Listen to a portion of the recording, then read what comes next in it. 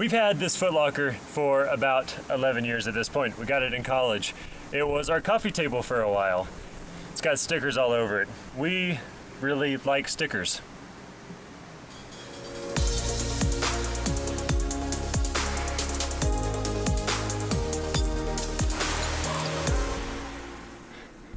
What's going on, everybody? It's Nate from EXPLORIST.life. About 2 years ago, whenever we took off on this great adventure, we were parked on the banks of the Snake River. We didn't have any kind of boats or flotation devices of like kayaks or paddleboards or anything like that. We didn't have any of that. We knew that we wanted to, but we just weren't really sure. We'd never really been kayaking or canoes or anything like that. So while we were there, we decided to go down to Pocatello and find out where we could get some kayaks. We got on Craigslist and we found 2 awesome kayaks.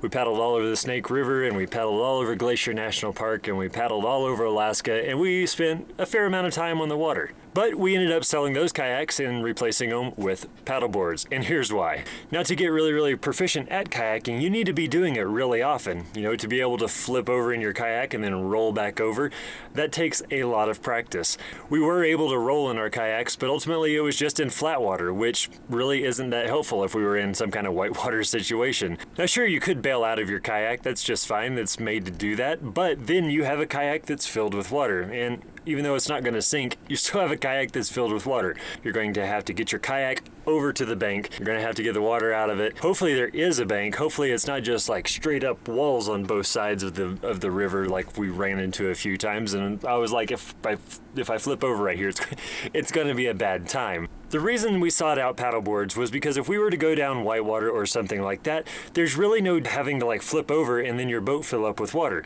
If you fall off of a paddleboard, you just swim back to it and get back up on top of it. I mean, sure, paddleboarding has its drawbacks. I mean, it's typically not something that you send, you know, class 5 whitewater or whatever, but ultimately, like, we weren't doing that. We were just wanting to explore more than anything. We'd like to go down some whitewater, you know, class 1, class 2 type stuff. If we fall off, great, we'll swim to the end of the rapid, catch up with our paddleboard, the end of it, and get back on top. Not have to worry about the logistics of chasing down a boat, dragging it to shore, keeping up with multiple things. It's just, we just felt like it was much easier. So we've had paddleboards for the last 2 summers, and I want to show you the paddleboards that we've been using this summer. They've got some cool features on them. This isn't going to be like a compare and contrast, like all kinds of different multiple paddleboards and stuff like that, because I think a lot of you guys watching this don't necessarily know much about inflatable paddleboards. So let's talk about them.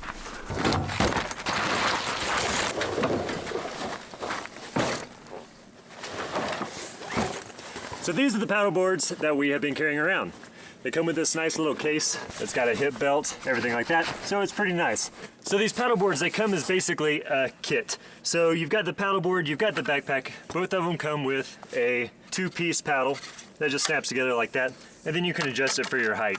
If you're just now getting into it, like, this has everything you would want to have to like basically get out on the water.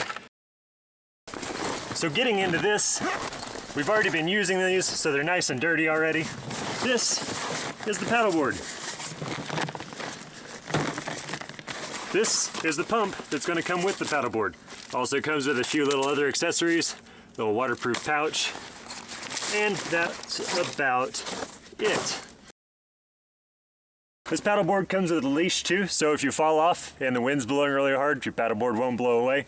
So this pump has 2 different modes. One is a high volume and one is a high pressure. So when you're first airing this up, you want to have it on 2 because it's going to air up every time you go up, every time you go down. Once it gets more full with air, you turn it over to the 1, and then it just delivers higher pressure.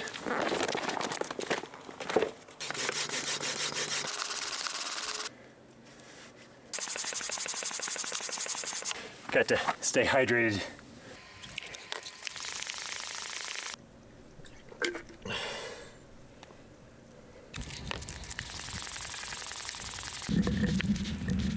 So this paddleboard wants to be aired up to about 15 psi, which that's about where we're at here. And that took me about 8 minutes, just shy of it. Honestly, that part kind of sucks about the paddleboards. I have something to show you. So I have this pump. It's a Bravo BP12, and I bought this probably like a month into having paddleboards. I bought it right after like our first day of multi-lake paddleboarding. So pumping both of these up, paddleboarding, deflating them, driving somewhere else, pumping them back up, and I was like, screw that, that's for the birds. We need something electric. So that's what this is. It is a 12-volt pump, so it hooks right into to your battery with these two alligator clamps, and has a hose just the same as the manual pump. I keep both on board just in case I do have to walk. Keep this one for if we're right by the water, the other one for if we have to trek quite a ways. So I'm gonna air up the other one with this.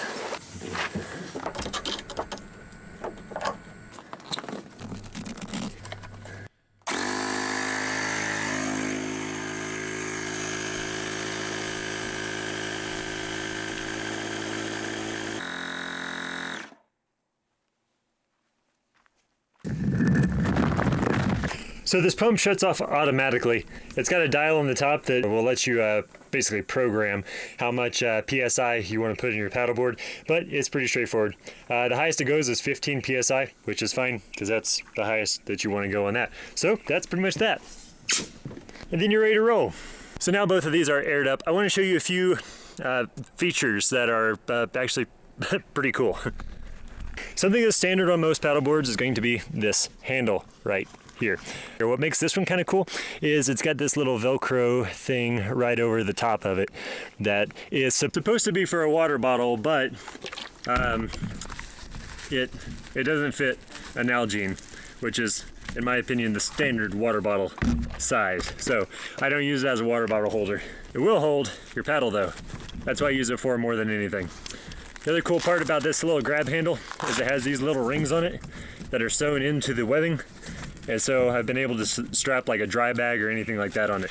So not a water bottle holder in my case, but still pretty nice. Up front is this little toe strap that's not a toe strap.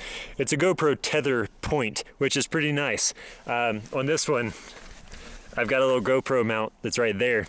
I had to put that on myself. It didn't come on there, but you just take your GoPro tether and put it on there, and this is not going to come off. Leash attachment point. This one does come with a fix-it kit, so if you get a hole in it somewhere, you can patch it with that. Another cool thing is, so the fins on this one are built in, so you don't have to worry about a removable fin or anything like that. You don't have to keep, that's just one less part you have to keep up with. And then on this side, it has this like super like gnarly, just really rugged bumper. So if you run up on shore or you hit it with a rock in some swift water, then it's this is going to take the brunt rather than the actual board itself. But